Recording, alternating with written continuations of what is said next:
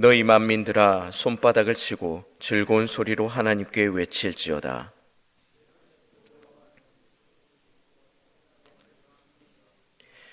여호와께서 만민을 우리에게 나라들을 우리 발 아래에 복종하게 하시며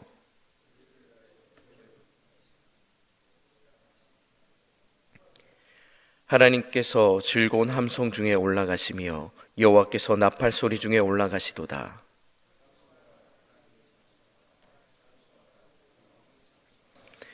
하나님은 온 땅의 왕이심이라 지혜의 시로 찬송할지어다.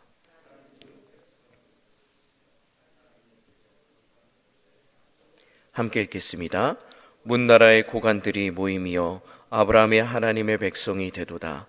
세상의 모든 방패는 하나님의 것이며 그는 높임을 받으시리로다. 아멘.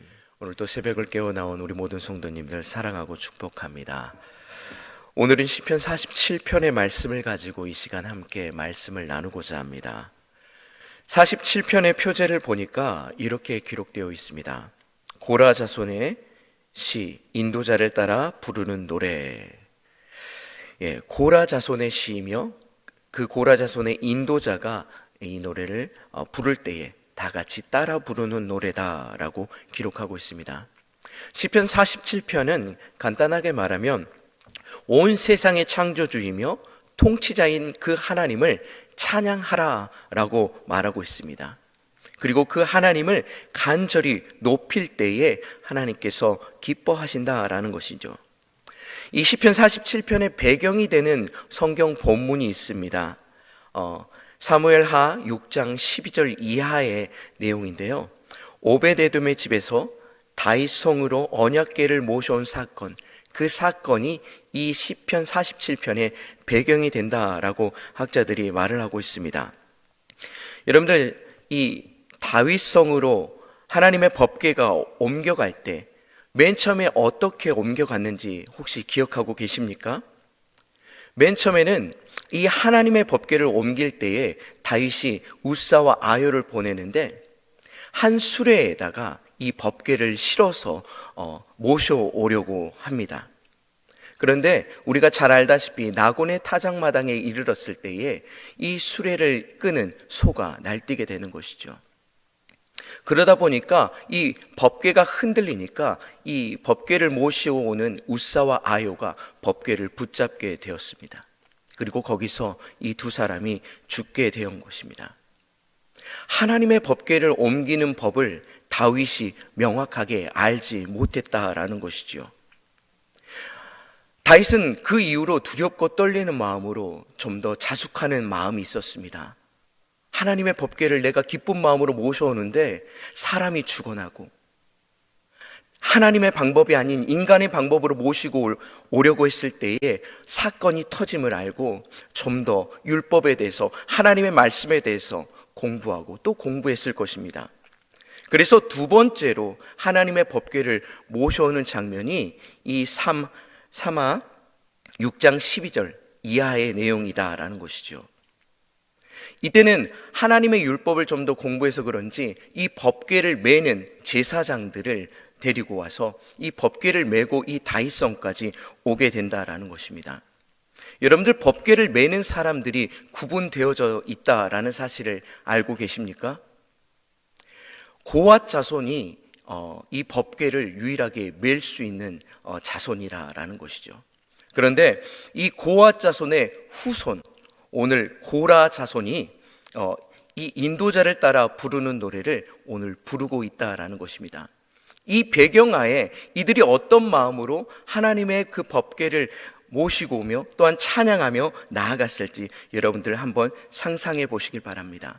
온 우주 만물을 창조하신 그 하나님을 찬양하며 더욱더 소리 높여 찬양하는 이들의 자손의 모습들을 바라볼 수 있을 것입니다. 여러분들, 1절의 말씀인데 우리 함께 한번 읽어보도록 하겠습니다. 함께 읽겠습니다. 너희 만민들아 손바닥을 치고 즐거운 소리로 하나님께 외칠지어다. 아멘.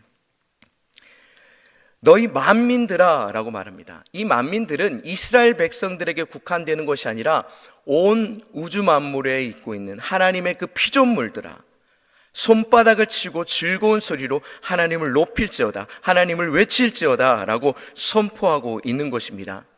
즉 창조주이신 하나님을 모든 민족이, 모든 만물이 하나님을 찬양하라 라고 선포하고 있습니다. 시인은 온 세상 사람들이 손바닥을 치고 즐거운 소리로 하나님께 외치라 라고 말합니다. 소리쳐 하나님을 찬양하라 라고 말합니다. 여러분들, 온 백성들이 손바닥을 치고 찬양하고 이렇게 발을 구르고 기뻐하는 것이 어떨 때 나오는 현상인 줄 아십니까? 왕이 승전했을 때, 왕이 우리 앞으로 다가올 때에 온 백성들이 그 왕을 칭송하며 높이는 그 장면을 우리는 너무나도 쉽게 상상해 볼 수 있을 것입니다. 하나님은 우리의 왕이십니다. 하나님은 우리를 창조하신 창조주이십니다. 우리가 이것을 알고 분명히 찬양해야 된다라는 것입니다.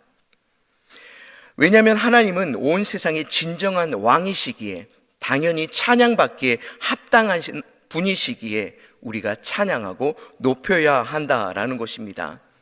2절과 3절의 말씀 연달아 우리가 함께 읽어보도록 하겠습니다. 함께 읽겠습니다. 지존하신 여호와는 두려우시고 온 땅의 큰 왕이 되심이로다. 여호와께서 만민을 우리에게, 나라들을 우리 발 아래에 복종하게 하시며. 아멘.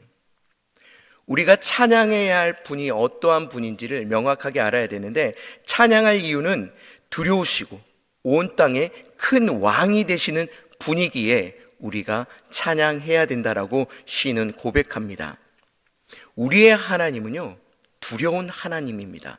근데 우리가 여기서 나오는 이 두렵다, 야레라는 단어는 그냥 저 사람이 무서워라는 것이 아니라 너무나도 위대하시고 너무나도 높으시고 절대자이신 그런 권위 앞에 순복하는 두려움을 말하고 있다라는 것입니다.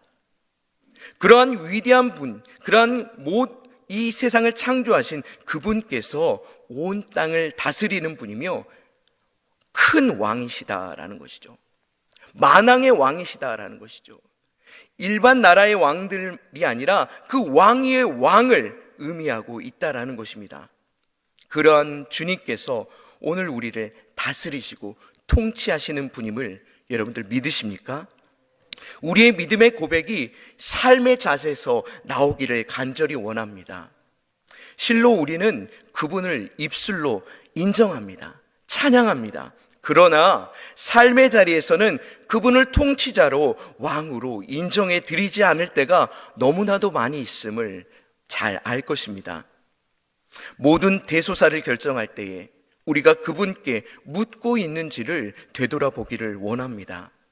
나의 주인으로 여기며 작은 일에도, 사소한 일을 결정할 때도 그분께 묻고 있는지를 우리가 되돌아보면 정말 내가 하나님을 나의 주인으로 여기고 있는지, 여전히 내가 주인으로 삶을 살고 있는지를 분명히 알 수 있게 될 것입니다.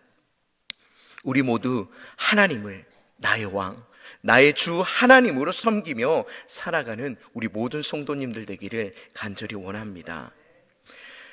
오늘 본문 4절의 말씀인데요, 4절의 말씀 또 한번 읽어보도록 하겠습니다. 함께 읽겠습니다. 우리를 위하여 기업을 택하시나니 곧 사랑하신 야곱의 영화로다. 아멘. 하나님께서는 우리를 위하여 기업을 택하시는 분이기에 찬양해야 한다라는 것입니다. 여러분들, 여기에 나오는 기업, 이 기업은 무엇을 의미합니까? 1차적으로는 약속의 땅, 가나안 땅, 이스라엘 왕국을 의미할 것입니다. 그리고 2차적으로 의미한 것은 그리스도 안에 주어지는 그 하나님의 나라, 이 하나님의 나라가 오늘 우리가 기업으로 받았음을 말하고 있다라는 것입니다.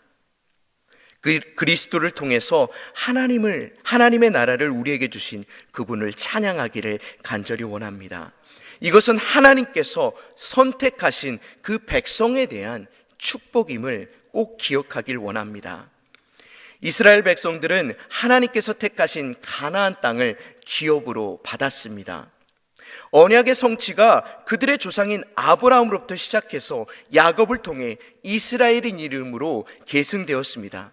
그리고 그 이스라엘의 후손인 다윗을 통해서 이 언약의 성취가 오늘 이루어지는 것을 볼 수 있을 것입니다.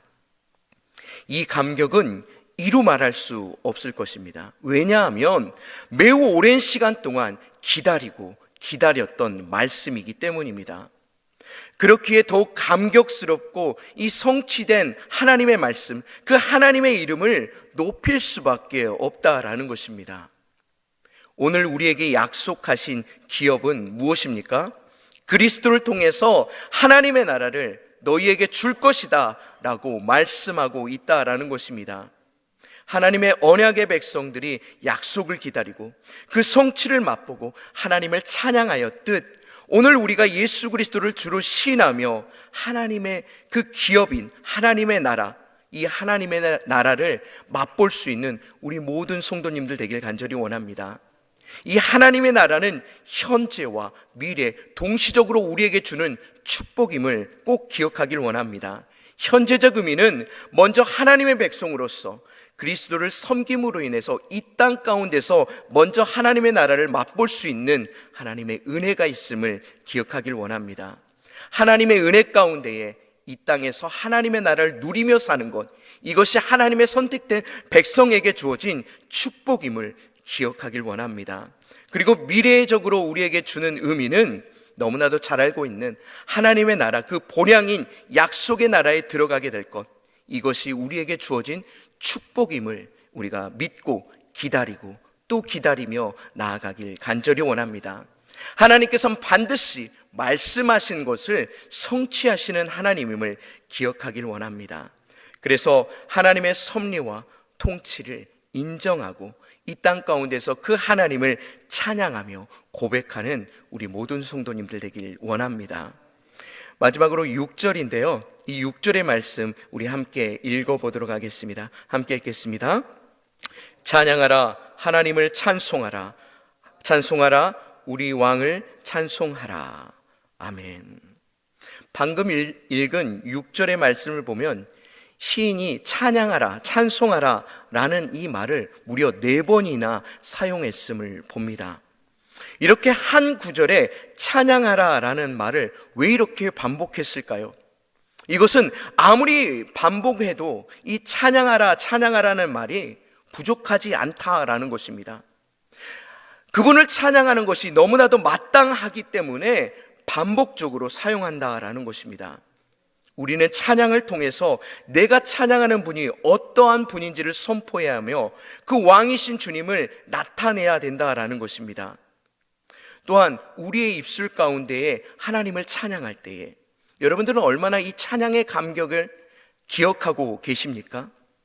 우리의 마음 가운데에 찬양의 은혜로 채워졌던 때가 언제였든지 혹시 기억하고 계십니까? 여러분들은 찬양을 잃어버리고 살아가고 있지는 않으십니까? 우리가 다시 찬양의 감격과 은혜가 회복되기를 간절히 원합니다. 하나님께서 우리를 다스리시고 보호하시고 우리를 통치하신 이 모든 것에 감사하길 간절히 원합니다. 오늘 이 새벽에 우리가 마음을 다해 하나님을 찬양하길 원합니다. 하나님께서 독생자 예수 그리스도를 통해서 우리를 구원하셨음을 기억하며 마음 다해 찬양합시다. 하나님이 나의 왕이 되심을 소리 높여 감사의 찬송을 날마다 올려드리기를 원합니다. 오늘 하루 손바닥을 치며 즐거운 목소리로 그 하나님을 찬양하며 하나님께서 주시는 깊은 은혜와 기쁨을 함께 누리는 우리 모든 성도님들 되기를 주님의 이름으로 간절히 축원합니다. 기도하시겠습니다. 나의 왕이 되신 하나님 감사합니다. 이 새벽을 깨워 하나님을 예배케 하시고 설 명절임에도 불구하고 하나님을 기억하여 시작을 예배로 영광 돌리게 하여 주시니 참으로 감사합니다. 오늘 우리의 입술이 하나님을 찬양케 하여 주옵시고 우리의 행동이 하나님의 영광을 위해 사용되게 하여 주옵소서. 온 가족과 친척들이 모여 있을 때 하나님의 백성다움이 드러나 하나님께 영광 되기를 간절히 원하오니 우리를 붙들어 주옵소서. 하나님께서 우리에게 베푸신 은혜를 기억하며 오늘 우리의 입술이 하나님을 향한 그 찬양이 끊이지 않게 도와 주옵소서. 설 명절 고향을 오고 가는 성도들의 발걸음들을 지켜 보호하여 주옵시고, 하나님께서 교회 안에 늘 어려운 성도들, 아픈 환우들을 기억하여 주사 설 명절 가운데 외롭지 않게 하나님께서 친히 찾아가 위로하여 주옵소서. 아픈 환우들, 그 아픈 환부 위에 주님의 그 따스한 손길이 있게 하여 주옵시고 회복의 은혜를 더하여 주옵소서. 감사 영광 돌리며 우리를 구원하신 나사렛 예수 그리스도 이름으로 기도드립니다. 아멘.